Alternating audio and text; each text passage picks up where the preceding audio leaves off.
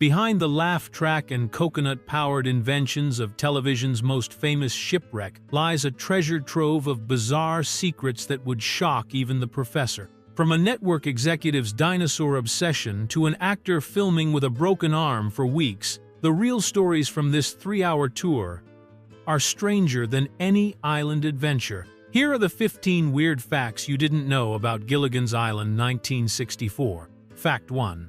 The SS Minnow was named after a TV critic.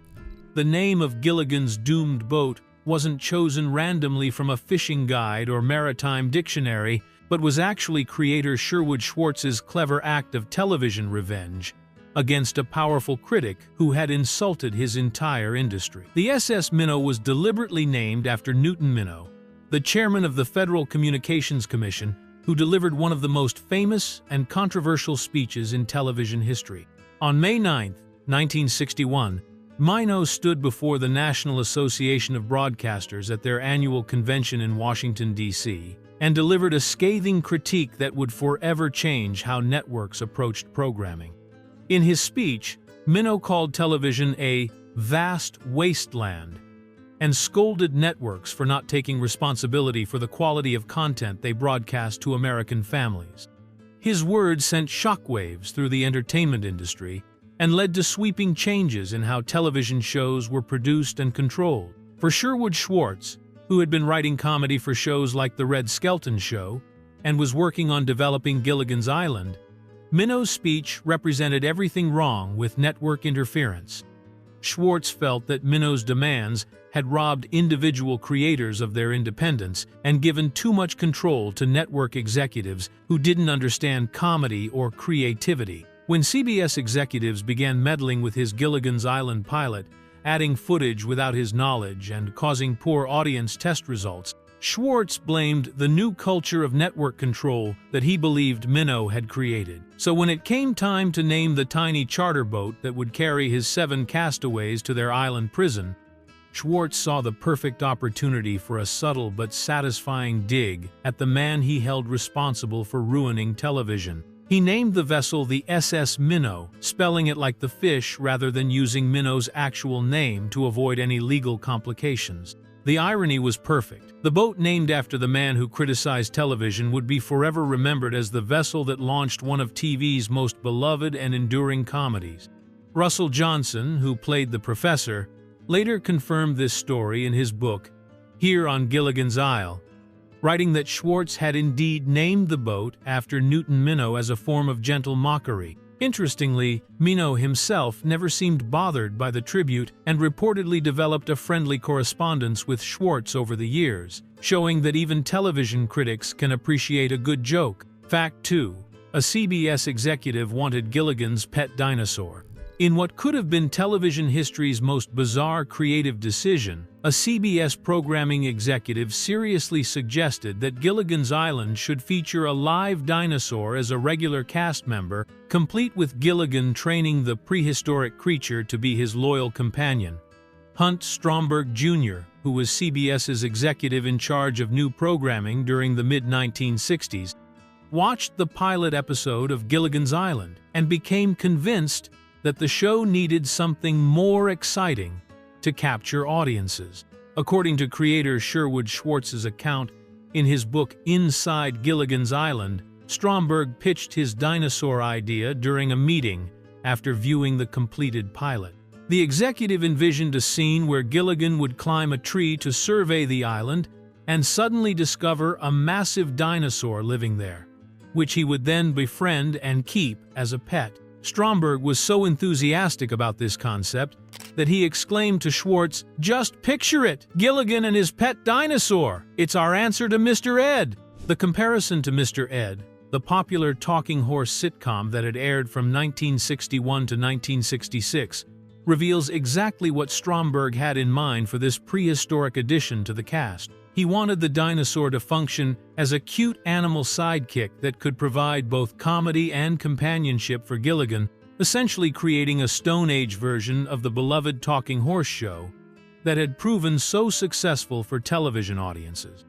Schwartz was reportedly horrified by this suggestion, but knew he had to handle the situation diplomatically since Stromberg was a powerful CBS executive who could make or break his show.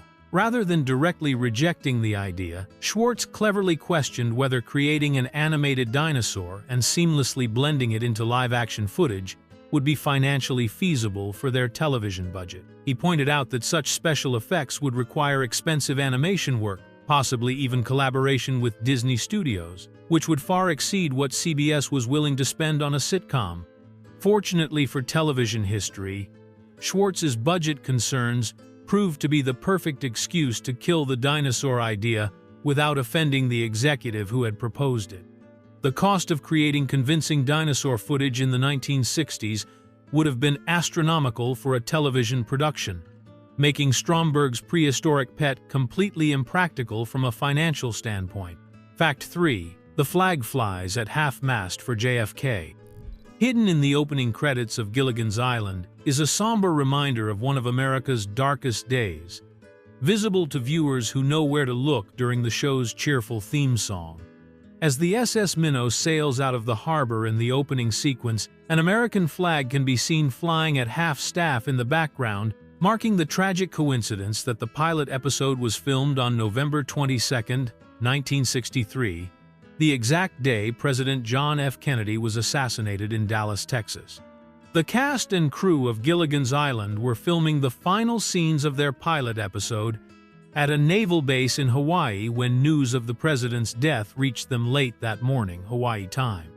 According to accounts from the production, the shocking news created an atmosphere of grief and confusion on what should have been a celebratory final day of shooting. Between takes, the entire cast and crew gathered around radios to listen to the devastating news bulletins coming from Dallas, trying to comprehend the magnitude of what had happened to their country. The flag visible in the opening credits was flying at half-staff as part of the immediate national mourning that began within hours of Kennedy's death, when flags across America were lowered to honor the fallen president. This haunting detail went largely unnoticed by most viewers when the show premiered in 1964, but it serves as a permanent historical marker, embedded within the lighthearted comedy that would become a television classic. The timing of this tragedy had practical consequences for the production as well, since the government closed the naval base for 2 days following Kennedy's assassination, preventing the crew from completing their planned final shots until almost December. This meant that what should have been a single day of wrap-up filming stretched into weeks as the cast and crew dealt with both the logistical challenges of the base closure and the emotional weight of filming comedy material during a period of national mourning. The flag flying at half-staff appears specifically in the black and white opening credits that were used throughout the first season of Gilligan's Island, creating an unintentional but poignant connection between America's loss of innocence on that November day and the beginning of a television show that would represent a simpler, more innocent time in American entertainment for generations of viewers to come. Fact 4. Alan Hale Jr. Filmed with a secret broken arm. Alan Hale Jr., who played the lovable skipper on Gilligan's Island, demonstrated the ultimate in professional dedication when he broke his wrist during filming, but kept the injury completely secret from his fellow cast members and the production crew for 3 entire weeks.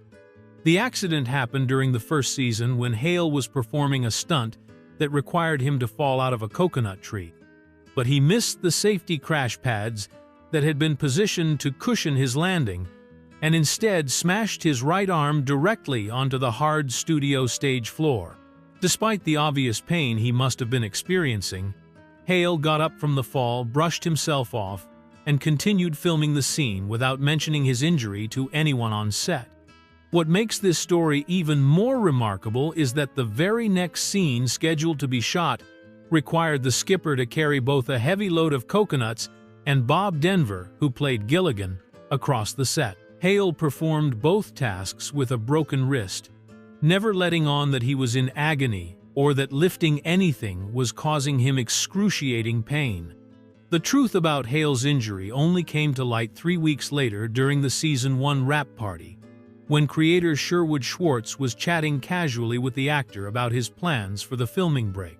Hale mentioned in passing that he was looking forward to finally being able to take care of his arm, which prompted Schwartz to ask what was wrong with it. With characteristic nonchalance, Hale replied, "Oh, I broke it a few weeks ago," as if he were discussing a minor inconvenience rather than a serious medical emergency.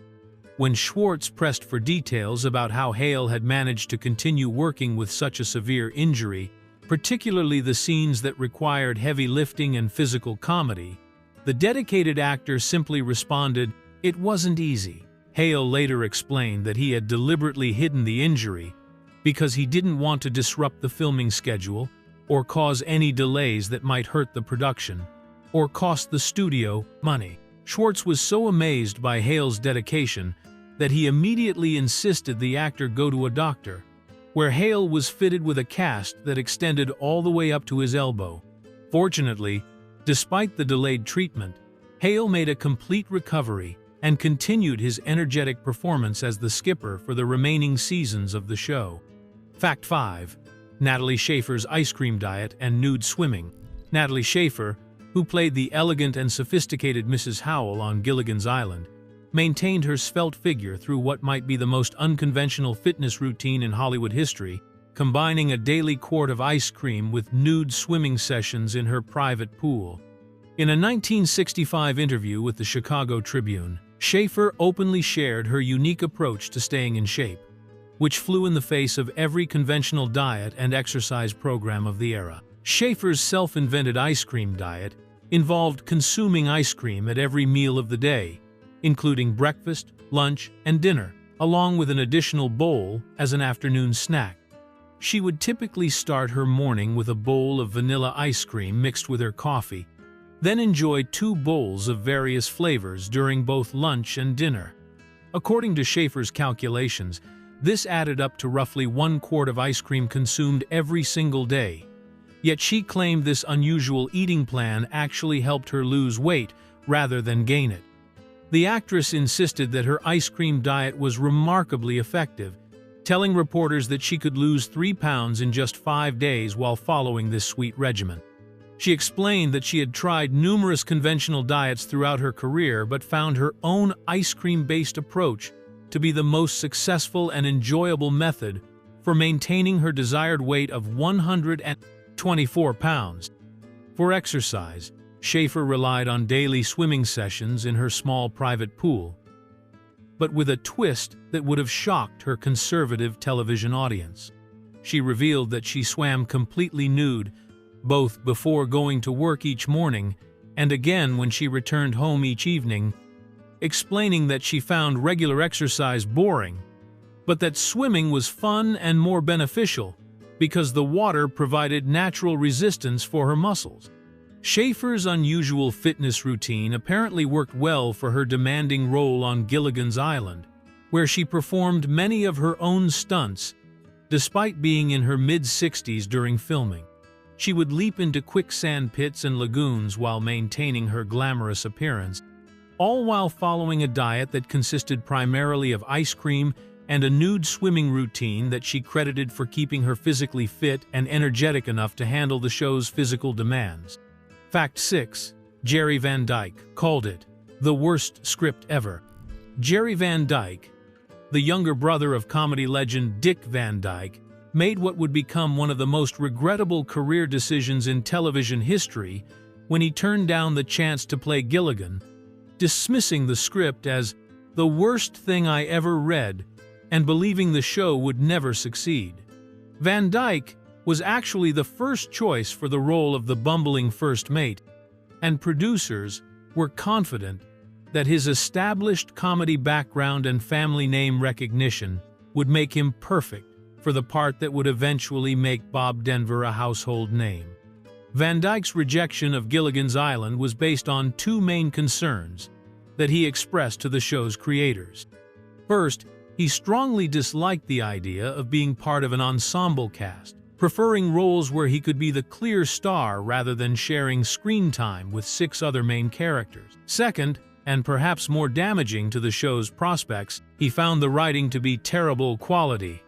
and couldn't imagine that audiences would find the silly premise and slapstick humor entertaining enough to sustain a television series. After turning down what would become one of the most beloved roles in television comedy, Van Dyke instead chose to star in a completely different sitcom that premiered in 1965 called My Mother the Car. This bizarre show featured Van Dyke as a man whose deceased mother's spirit inhabits his antique automobile, allowing her to communicate with him through the car radio and offering motherly advice during his daily adventures. The premise was considered so strange and poorly executed that it immediately became a target for critics and audiences alike. My Mother the Car turned out to be a spectacular failure that lasted only one season and has since been cited repeatedly as one of the worst television shows ever created. The show's ridiculous concept, poor writing, and awkward execution made it a laughingstock in the entertainment industry, while Gilligan's Island went on to become a cultural phenomenon that has remained popular for more than 60 years through endless reruns and syndication around the world. The irony of Van Dyke's career choice became even more apparent as years passed, and Gilligan's Island continued to gain popularity in syndication, while My Mother the Car became a cautionary tale about how Hollywood executives and actors can completely misjudge what audiences want to watch, proving that sometimes the scripts that seem the silliest on paper can become the most enduring entertainment. Fact 7. Mary Ann and Professor were originally the rest.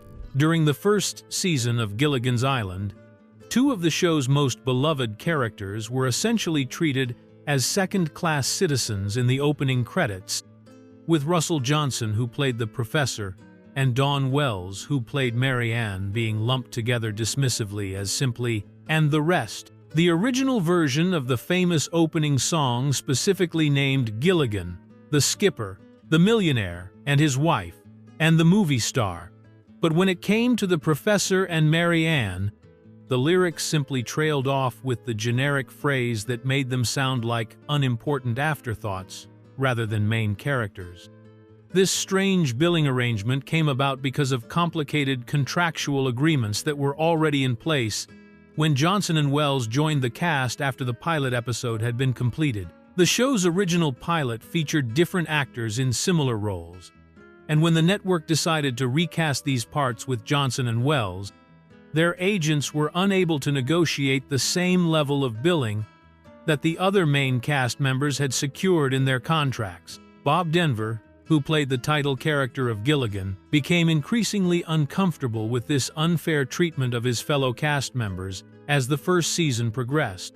Denver recognized that the professor and Mary Ann were just as important to the show's success as any of the other characters, and he felt it was wrong for them to be relegated to anonymous status in the opening credits when they appeared in every episode and had substantial roles in the storylines.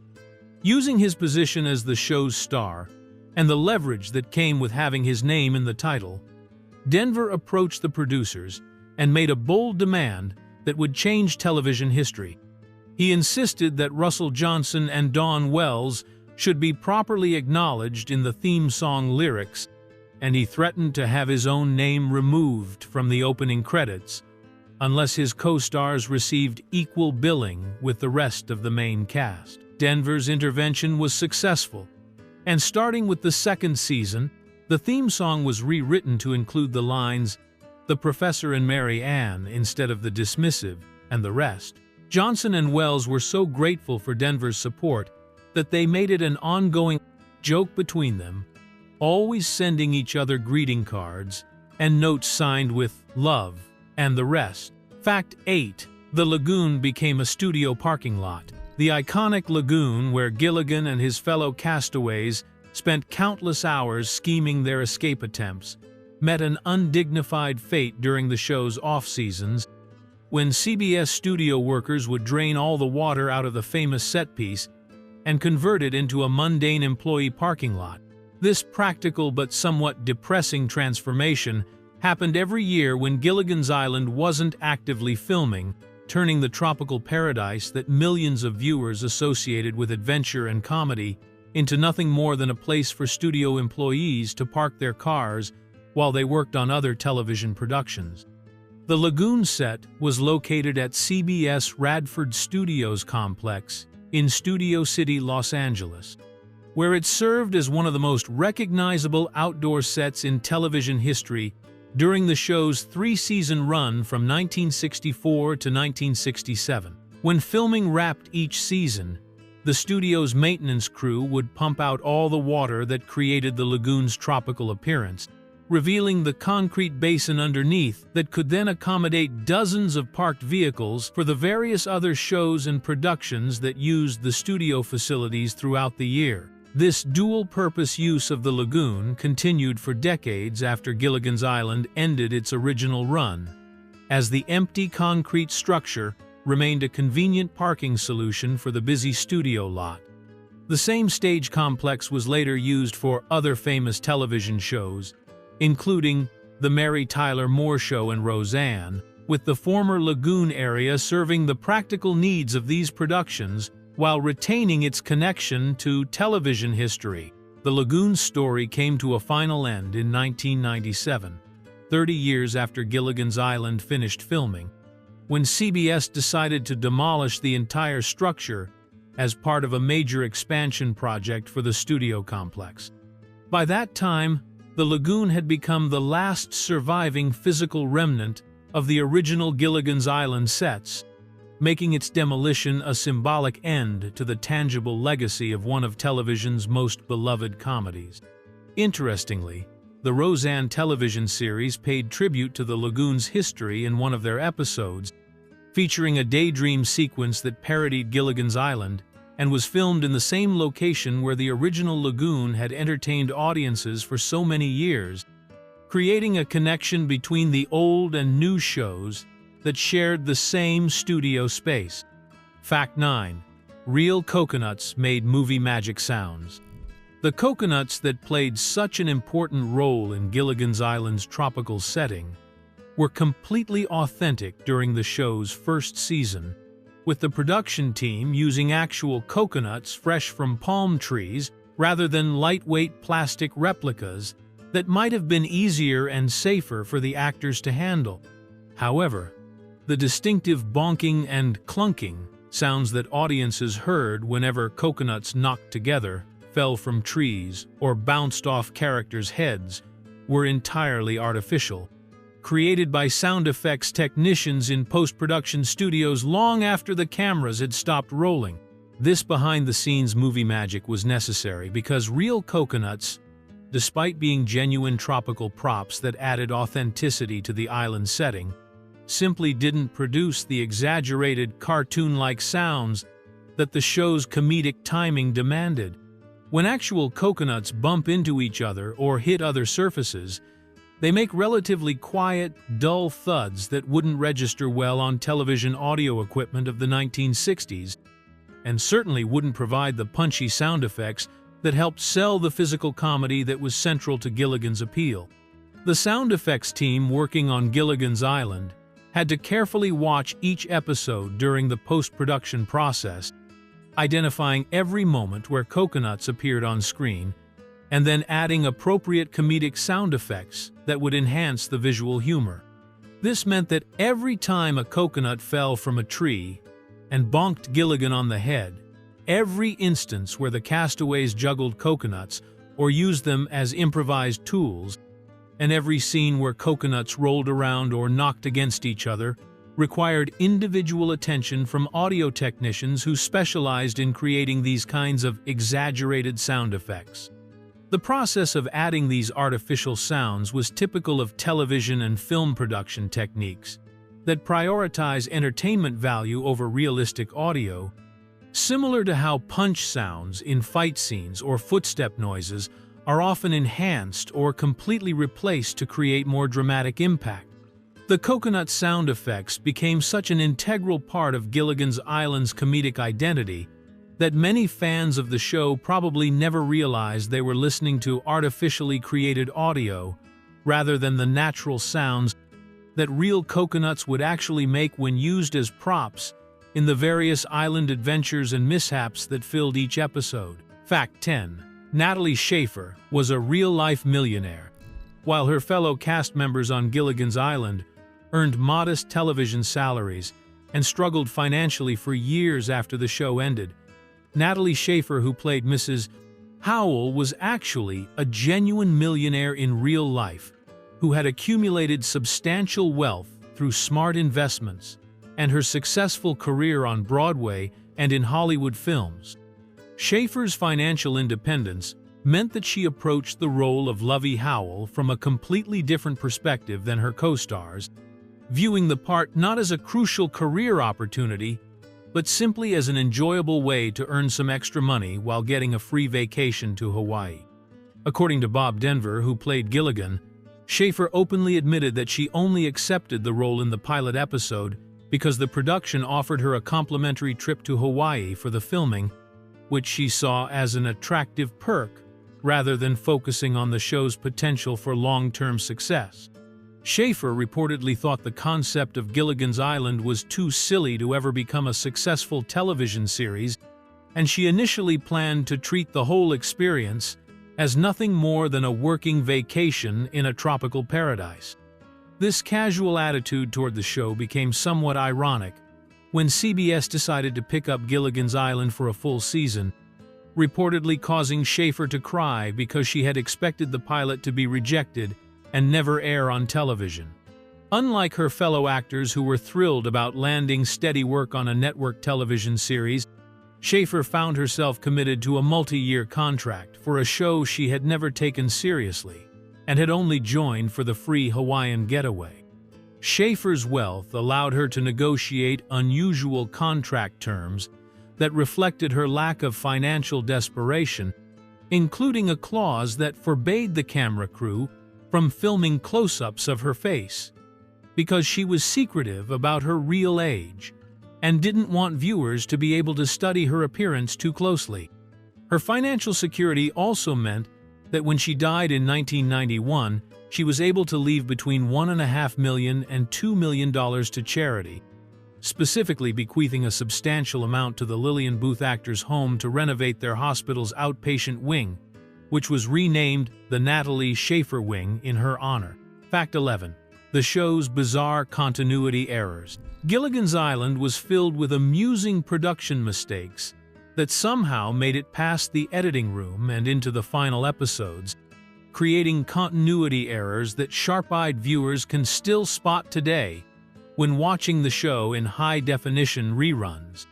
One of the most famous and obvious mistakes involves Gilligan's iconic white sailor hat, which performs what can only be described as magic tricks during a scene where Bob Denver runs through a door at full speed, causing his hat to fall off his head and remain behind on the other side of the doorway.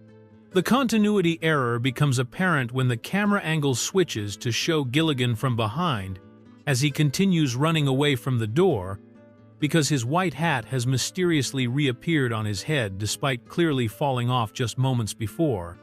What makes this mistake even more entertaining is that viewers can actually see Bob Denver reaching up with his hand to touch his head after bursting through the door, apparently realizing that his hat had fallen off, only to discover that it had somehow magically returned to its proper place for the next camera shot.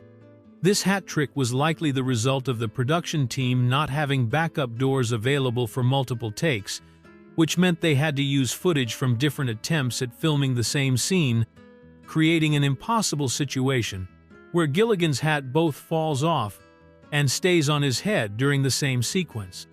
The mistake is so obvious that it has become a beloved example of 1960s television production techniques, where budgets and schedules were tight enough that small continuity errors were considered acceptable if the overall comedic effect worked. Another category of production mistakes that eagle-eyed fans have discovered involves background elements that weren't supposed to be visible to audiences, particularly during dream sequences where camera crew members and equipment occasionally appear reflected in windows or mirrors. During one dream sequence, a crew member's face can clearly be seen appearing in a window in the background, completely breaking the illusion that the castaways are alone on their deserted island. These types of production errors were much easier to hide on the small, low-resolution television screens of the 1960s, but modern digital transfers and high-definition broadcasts have made these once-hidden mistakes clearly visible to contemporary audiences, who can now spot details that would have been impossible to see when the show originally aired. Fact 12. An eighth-person mystery in opening credits. The opening credits of Gilligan's Island contain a mathematical mystery that has puzzled fans for decades, because while the famous theme song clearly states that 5 passengers set sail that day, careful viewers who count the people visible on the SS Minnow can actually spot 8 different individuals aboard the boat during the departure sequence. This discrepancy creates an intriguing question about what happened to the mysterious 8th person who appears to be piloting the vessel but somehow vanished before the shipwreck occurred. When examining the opening credits scene by scene, fans can identify all 7 of the main characters who would become the show's castaways positioned in various locations around the boat. Ginger and Mary Ann are clearly visible sitting together in the front section of the vessel, while Gilligan and the skipper can be seen standing on the upper deck area. The wealthy Howells and the professor are positioned toward the back of the boat, accounting for all 7 people who would eventually become stranded on the uncharted island. However, there is also an 8th person who can be clearly seen actually operating the SS Minnow during its departure from the harbor, appearing to be the boat's pilot or captain, who is responsible for navigating the vessel out to sea for what was supposed to be just a 3-hour tour. This mysterious figure is distinct from the skipper, who, despite being the boat's owner and captain, is shown as a passenger during the departure rather than actively piloting the craft. The presence of this 8th person raises fascinating questions about the logistics of the fateful voyage and what exactly happened during the storm that shipwrecked the SS Minnow. Did this additional crew member somehow escape the wreck and make it safely back to shore, leaving the 7 main characters stranded? Was he perhaps thrown overboard during the violent storm, making him the voyage's first casualty? Or did the producers simply use stock footage of a boat departure that included an extra person without considering how this would affect the show's internal logic? This 8th person mystery has become one of the most discussed continuity errors in television history, representing the kind of small production detail that was easily overlooked during the fast-paced television production schedules of the 1960s, but has since become a source of endless speculation and fan theories about the true story behind Gilligan's Island. Fact 13. Studio lot traffic ruined perfect takes. The production of Gilligan's Island faced a constant and frustrating battle against modern Los Angeles traffic, because the CBS studio's backlot where the show was filmed sat directly adjacent to the busy Hollywood freeway, creating a noise pollution problem that regularly disrupted filming and forced directors to call for multiple retakes of perfectly good scenes. This location issue meant that the sound engineers had an incredibly difficult time capturing clean audio of the actors' dialogue without picking up the rumble of cars, motorcycles, and especially large trucks that would roar past the studio at all hours of the day. Dawn Wells, who played Mary Ann, recalled in interviews that the production team frequently had to stop filming in the middle of scenes because the sound of heavy trucks passing by on the freeway would completely overwhelm the actors' voices, making it impossible to record usable dialogue for the episode.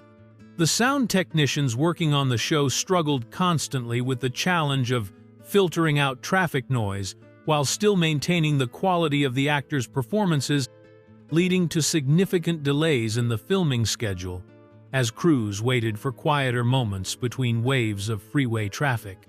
The timing of these interruptions was completely unpredictable, which meant that actors could be in the middle of delivering perfect comedic performances when suddenly a convoy of 18-wheeler trucks would thunder past the studio, forcing everyone to stop and wait for the noise to subside before attempting the scene again.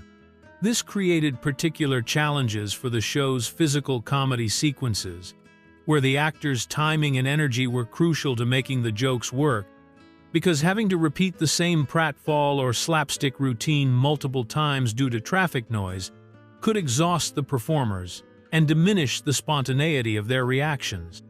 Wells specifically mentioned that the production crew had to develop strategies for working around the freeway noise, including having spotters who would listen for approaching traffic and signal when it was safe to begin filming dialogue-heavy scenes. The sound department also had to become experts at post-production audio cleanup, working to minimize the background traffic noise that inevitably made it into some of the recorded scenes, despite their best efforts to time the filming around quieter periods on the Hollywood freeway. This traffic noise problem was just one of many practical challenges that television productions faced during the 1960s, when studio locations were often chosen for convenience and cost rather than optimal filming conditions. Fact 14. The professor's experiments were scientifically accurate. Despite the silly and often absurd situations that the castaways found themselves in throughout Gilligan's Island, the scientific experiments and inventions created by the professor were actually based on legitimate scientific principles that could theoretically work in real life, according to Russell Johnson, who played the brilliant character for the show's entire run. Johnson later revealed that the show's writers took great care to ensure that all of the professor's contraptions and scientific solutions were grounded in actual chemistry, physics, and engineering concepts, even when the final results seemed too fantastic to be believable. The commitment to scientific accuracy extended to every aspect of the professor's work, from his methods for creating makeshift batteries and electrical devices using island materials to his complex schemes for building radios, lie detectors, and even washing machines out of bamboo, coconuts, and other tropical resources. Johnson worked closely with the show's technical consultants to make sure that the scientific explanations he delivered as the professor would hold up to scrutiny from real scientists and educators who might be watching the show with their families. This attention to scientific detail proved to be remarkably successful, as evidenced by an event that occurred years after the show ended its original run. In 2001, Russell Johnson was invited to speak at a biochemical conference in San Francisco, where he addressed an audience of approximately 400 to 500 professional scientists who all held doctorate degrees in their respective fields. These highly educated researchers were not only fans of Gilligan's Island, but specifically appreciated the accuracy of the professor's scientific work throughout the series. Johnson discovered that many real scientists had used episodes of Gilligan's Island as teaching tools in their classrooms and laboratories, pointing to the professor's experiments as examples of how scientific principles could be applied creatively to solve practical problems using limited resources. The fact that professional biochemists and other scientists found the professor's methods to be scientifically sound demonstrates that the show's writers and technical advisors succeeded in their goal of making characters' expertise believable and educational. Even within the context of a light-hearted comedy about stranded castaways, this scientific authenticity helped establish the professor as one of television's most respected fictional scientists, proving that entertainment and education could successfully coexist even in the most unlikely circumstances of a deserted island sitcom. Fact 15. Coast Guard received angry rescue demands. The United States Coast Guard began receiving a bizarre stream of angry telegrams and official complaints from concerned American citizens who demanded immediate rescue operations for the 7 castaways on Gilligan's Island, because many viewers genuinely believed they were watching real news footage of actual shipwreck survivors, rather than a fictional television comedy.